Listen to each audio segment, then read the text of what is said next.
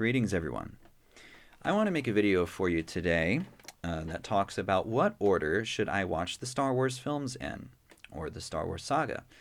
There's a lot of Star Wars out there, and there's different ways that you could go about it, and different levels that you could go about it. How enthusiastic you are can affect what you watch and how much you watch. So, this film is primarily going to be spoiler-free for those who haven't seen the films. But this may also be useful for those who are getting ready to do their annual Star Wars marathon in preparation for the next theatrical release, which would be the Rise of Skywalker this December in 2019. So, there's a couple ways that you could do it. It just depends on how enthusiastic you want to be into this. You could watch only the films and pretty much do it in one day, basically. Or if you want to get a little bit more enthusiastic with it, you could add in the anthology films and the TV series, some of which haven't been released yet. So a couple of these is going to be a little bit of guesswork, because I'm currently making this. This is the end of August 2019. So Mandalorian has not yet been released. Obi-Wan has not yet been released, those series. And of course, Rise of Skywalker has not yet been released at the time of this video. So, so you could just do just the films, or you could add in the TV shows and the anthology films, and even a couple of video games I've included in here that you can also do. So, there's a couple ways that you could essentially you can watch Star Wars in any order that you really want to, but there's a couple ways that are conventionally done. One is to watch them chronological, which means that you're going to start from The Phantom Menace, Episode 1, and you're going to go all the way through the Star Wars timeline, which would basically be Phantom Menace, Attack of the Clones, Clone Wars series, if you want to do that, Revenge of the Sith, and then you've got Solo and Rogue One, and then A New Hope. And also, The Mandalorian would probably be in there. I'm guessing Mandalorian might be somewhere before A New Hope, because it's between Revenge of the Sith and A New Hope. Vader Immortal would also possibly go in there, that video game. Obi-Wan would go between Revenge of the Sith and A New Hope. So there's a lot of stuff in between there. And then A New Hope, that's Episode 4, the first film released. And then you have Empire Strikes Back and Return of the Jedi. And then you could watch playthrough game movie of Battlefront 2. And then you've got The Force Awakens. And then the TV show Resistance, which Season 2 has not yet released yet. Star Wars Resistance. And then The Last Jedi. And then you're all ready for Rise of Skywalker. Now, the only reason that I would say not to do chronological for people who haven't seen Star Wars before, if you have seen Star Wars, then it doesn't matter to you. But if you haven't seen Star Wars, if you watch it chronologically, then by the time, even if you just do just the main films, by the time you get to Episode 3, you pretty much know about everything that's going to happen from 4, 5, and 6. I mean, what I mean is you already know all the big spoilers. You already know all the big secrets that are revealed in Episodes 5 and 6. But knowing 1, 2, and 3 makes watching 4 pretty interesting, because you already know all the past history and what is being said and what's not being said. So that does create an interesting way of watching 4, at least. But I would say for newbies, I would suggest that maybe not chronologically, because it'll give away a lot of spoilers, and then by the time you get to 4, 5, and 6, you're thinking, I already know all this stuff. I mean, yes, you're watching the characters discover some of these things, discovering things about the past, about what happened before, and it's still emotional to watch those things, to see how they're connecting to it. But as an audience member, we are spared the initial shock that the original audiences were given. So that's why I say maybe not chronologically. Now, you could also watch by release date. And so that means that if you're just doing the movies, you would be doing 4, 5, 6, and then 1, 2, 3. And then you can do the other stuff kind of however you want to. Anthology films, you can mix it in. So if you do purely by release date, you can do it that way if you want to, and that's fine. And then 7, 8, and 9 would, of course, come after 1, 2, and 3. So you could do it that way if you wanted to. Only thing that I don't like about doing it by release date is that it feels a little anticlimactic. Because after you've seen 4, 5, and 6, you've seen basically 1, 2, and 3 already tied up. And then you're going back and kind of rehashing 1, 2, and 3. And so by the time you get to the end of 3, it kind of makes you say, well, now I kind of want to watch 4 again. So it almost makes you kind of want to do it over again. That's what I feel is like. It's anticlimactic. Now that you've seen 3, you want to see again what happens and refresh all that. But anyway, essentially that's why I might suggest not release date for newbies. But again, if you've already seen the films, you can pretty much do it whatever you want to. But again, I'm considering more for people who haven't seen Star Wars. Now, let me present to you my order for how someone who hasn't seen Star Wars might want to go about it. And I'll go ahead and pretty much put all the material in there so you can do as much as you want to, or if you want to leave it out and go by films, that's fine.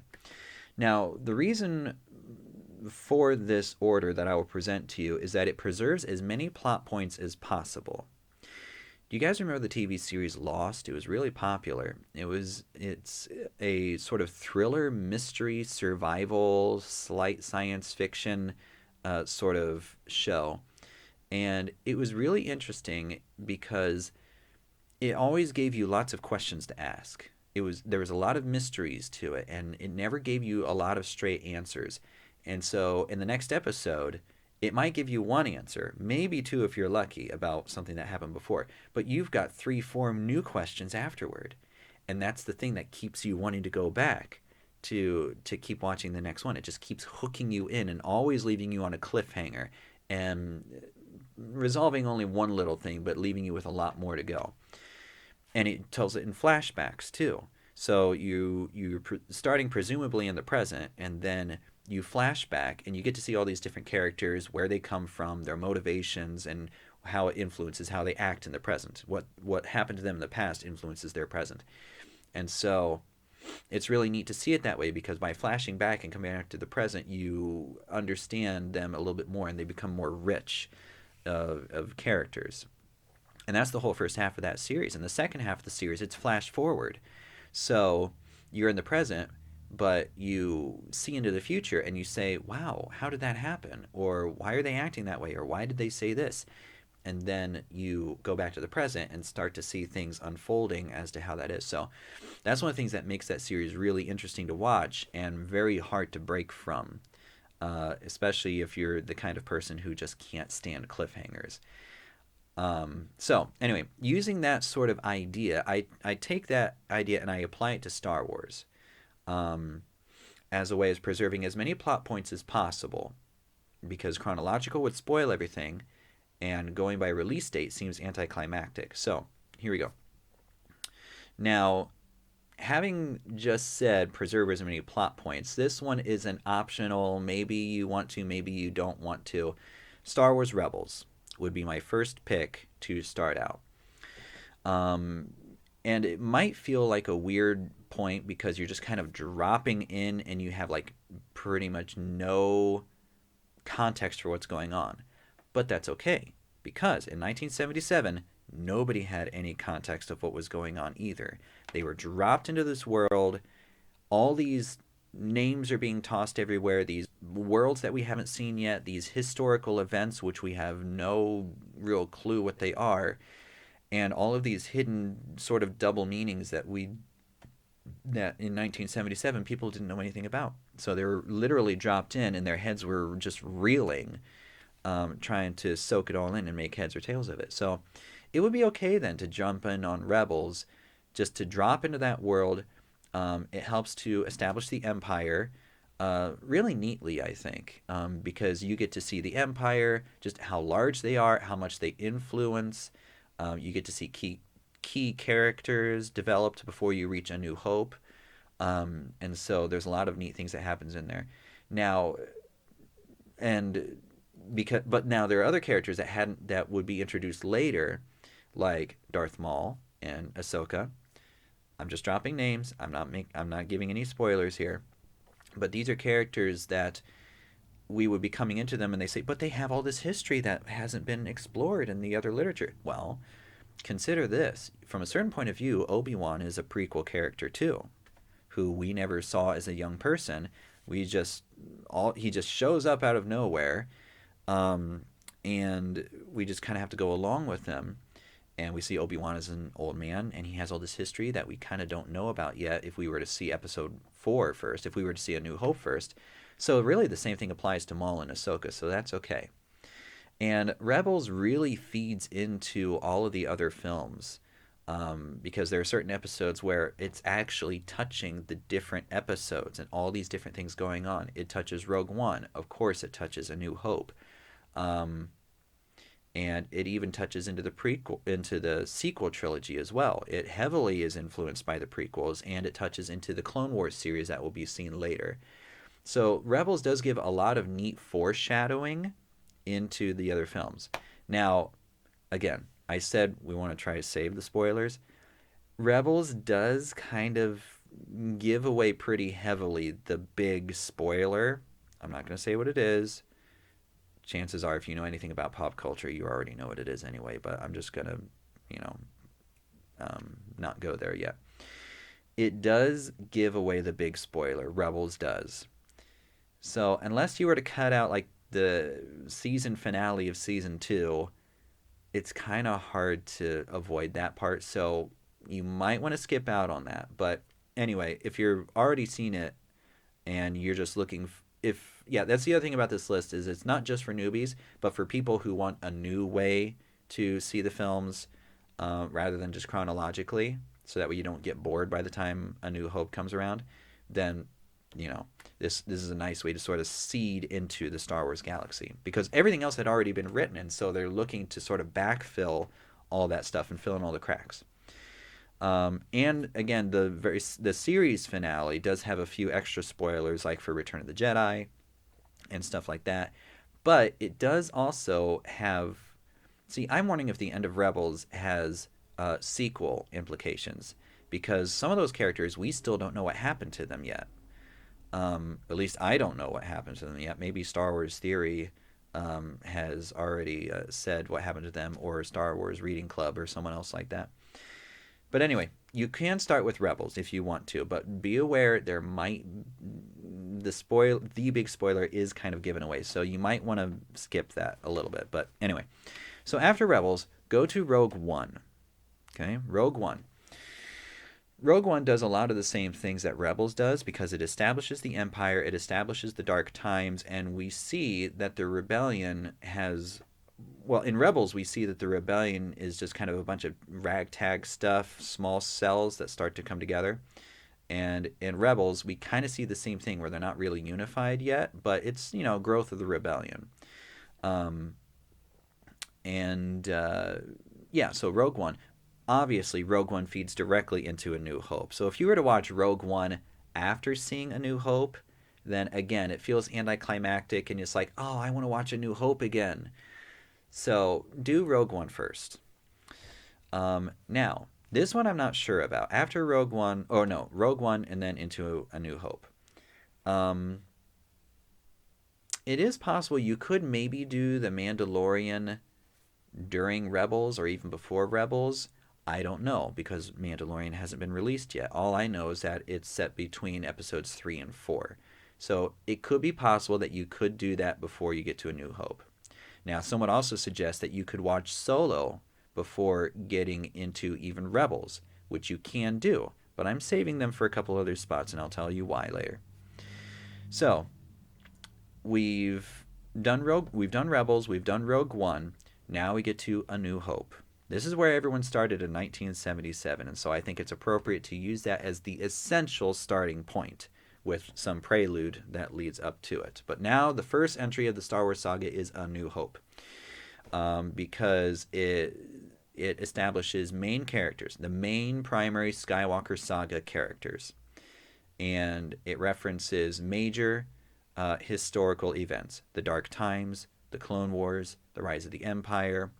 It references characters. It references the Emperor. It references the character of Anakin Skywalker. And so all of that is primordial to Star Wars. You kind of have to have that. So starting there, I think, is an appropriate place. Now, here's where we start to get a little bit in the lost aspect here. After we've done A New Hope, we're going to flashback and go back to The Phantom Menace. So we have the primary story that we've been setting up, sort of in the present. Well, not necessarily in the present, but we set up the primary story. Now we're going to go back and we're going to fill some things because we talked about some different things. We talked about Obi-Wan.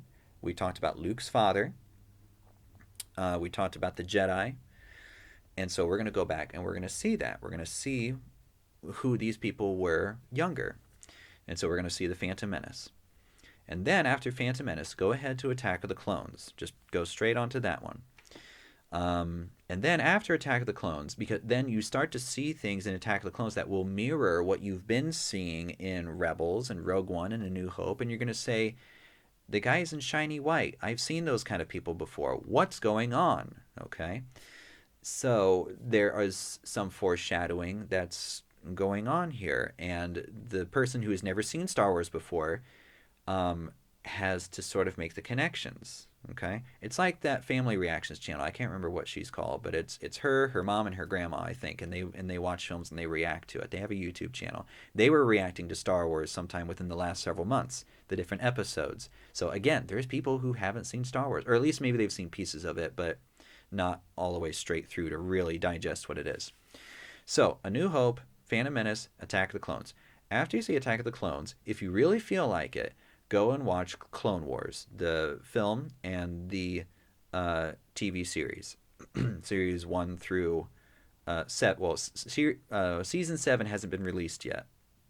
That's another sort of point for this video, is that we only have up to like seasons 1 through 5, and then season 6 was canceled when Disney bought Lucasfilm. And so it was sort of called The Lost Missions, which is basically season 6. So season 7 hasn't released yet. So there's that. Okay, Clone Wars. Now, after Attack of the Clones and optional Clone Wars, go and watch Solo. This is a spot where you can watch Solo, okay? It'll help to bring you back forward into after the Clone Wars, the Empire has come into play. I mean, you haven't quite yet seen how, but the Empire has come into play. There they are. The Dark Times, you get a little better idea of the Dark Times. And it, reintroduces Han Solo. But then it introduces the character of Lando Calrissian. And, we're back to the Millennium Falcon. So it feels like we're coming kind of more back to classic Star Wars, okay? So we're sort of coming back to the present from the past. So you watch Solo, which will directly feed into The Empire Strikes Back for several reasons. Han and his relation to different people, especially like the very last lines of the film, gonna say, oh, right, that's kind of important for Han's motivation in The Empire Strikes Back. And we see Lando, and all the references in Empire Strikes Back are, pretty heavily referenced in Solo. And plus, it's just great to see Chewie again, so there's all that. Now, maybe Solo has some sort of resolution later on. There's some theory that at the ending of some of the characters at the end of Solo may make some appearance in maybe in The Mandalorian or even in Obi-Wan. Some of that stuff might come into play there as well. So we don't know because it hasn't been released, so that's just a guess. So Solo, I think, very nicely leads into Empire Strikes Back. Now, at Empire Strikes Back, you get the big one. At the end of that film, you get the big one. Now, the character of Yoda was first introduced in Empire Strikes Back, so when you're seeing him in Phantom Menace and Attack of the Clones, then you might say, oh, but Yoda doesn't get his sort of surprise thing at his surprise intro, his revelation. You don't get that in Empire Strikes Back if you're watching A New Hope and Attack of the Clones. Yes, you're right. That is one of the things that kind of can't be avoided if you're going to do it in this fashion. But you do see how Yoda treated certain Jedi younglings not certain, but how he treated the Jedi younglings, and then you recognize that behavior when he first meets Luke. So it's okay. It kind of works out. It works out there, I think. Now, again, you get the big reveal at the end of Empire Strikes Back. Having done that, you're going to go back and watch Revenge of the Sith. Okay? And then you're going to see how that all went down. And that's all I'm going to say on that one. Okay. Now, you could also do Vader Immortal after Revenge of the Sith. I haven't actually seen all the way through. I started watching it, but then I started getting motion sick because it's a virtual reality game. Maybe I'll try someone else's playthrough, and hopefully it won't make me quite as sick to watch it. So Vader Immortal, you could do that one if you want to. Obi-Wan is supposed to be between Revenge of the Sith and A New Hope, so you can watch that. And then Mandalorian is also supposed to be after Revenge of the Sith, and so you could do that too. That gives you a lot of extra material. So we've probably gone from being 1 week of watching to maybe 1.5 or 2 weeks of watching. So this is a pretty big event here. If you're going to skip those, that's fine. After Revenge of the Sith, you could also do Solo there. I will say that. Which kind of works because at Return of the Jedi, Han Solo is the first concern. Before you really get to the meat and potatoes of the story of Return of the Jedi, Han Solo is the first concern. And so if you watch Solo after Revenge of the Sith, it works because you have the rise of the Empire, and that leads kind of directly into the dark times where Han Solo, where we're introduced to him as a younger youth. And then that will, again, sort of re-prep you into getting back into the classic trilogy for Return of the Jedi. So that can work too. But between the two places of where Solo could be, I would, rather than putting him after Revenge of the Sith, I would put him before Empire Strikes Back. So I'll go over this order again. I'll summarize it when we get to the end. So just stay with me. All right, so Return of the Jedi is the next one, Episode 6. Because you've seen 1, 2, 3, 4, and 5, and now you're ready to get to 6. Now, if you go from Revenge of the Sith to Return of the Jedi, you're going to see a lot of direct parallels between those two ends of those trilogies, the end of the prequel trilogy and the end of the original trilogy. And some of those parallels will be much more pronounced and much more in your memory if you do it going by Episode 3 to Episode 6.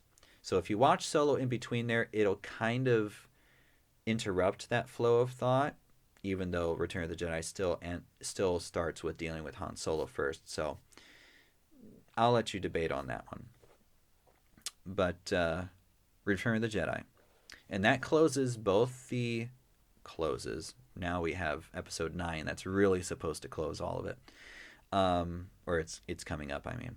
So you've seen 1, 2, 3, 4, 5, and then you've got 6, Return of the Jedi.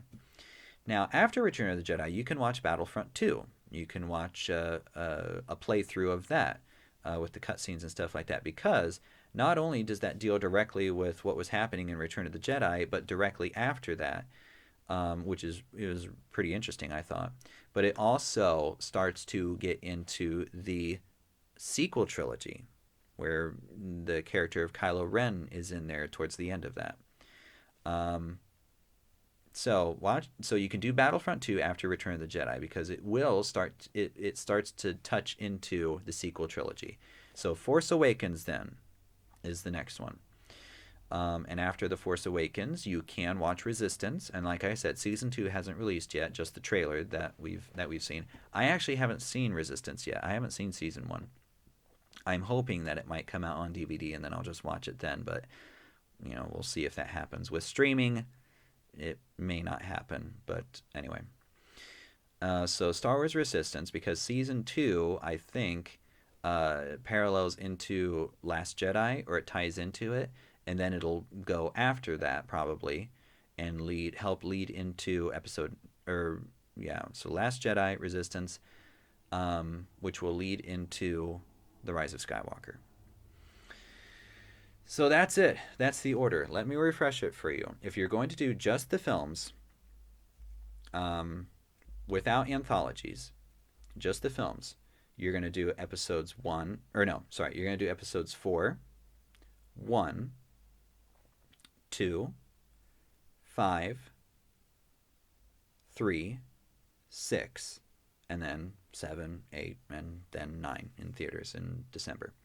If you want to do the anthology films, you can do Rogue One first, and then 4, A New Hope, 1, The Phantom Menace, 2, Attack of the Clones, and then I would say do Solo after Attack of the Clones, which leads into 5, Empire Strikes Back, and then 3, Revenge of the Sith, then 6, Return of the Jedi, and then 7 and 8. If you want to include the other media, and like I said, the TV shows do kind of have a little bit of spoilers going on, so you may, if you're already a veteran to Star Wars and you want to do it, then go ahead. But if you're a newbie, you know, watch with caution. So, Rebels. This is with everything. Rebels, Rogue One, A New Hope, Phantom Menace, Attack of the Clones, Clone Wars film and TV series, Solo, Empire Strikes Back, Revenge of the Sith, Solo could go in there after that, Vader Immortal, Obi-Wan series, Mandalorian series, Return of the Jedi, Battlefront 2, Force Awakens, Resistance, The Last Jedi, and then Rise of Skywalker. So, yeah, that's what you could do. Oh, okay. Let me make one little amendment. You could do maybe Mandalorian before. You could even do Mandalorian first if you wanted to, before Rebels. And that would be a possibility as well. But anyway. So yeah, that's what my order is for watching Star Wars. Any of you who try it, let me know what you think of the emotional impact that you had. I mean, I kind of have explained what I think is going to happen, but I've done it in sort of a spoiler-free sort of idea. So let me know what you think. Let me know if you liked this. Leave me a like, subscribe if you'd like. And leave me a comments and see what you thought. And thanks for watching, and may the Force be with you.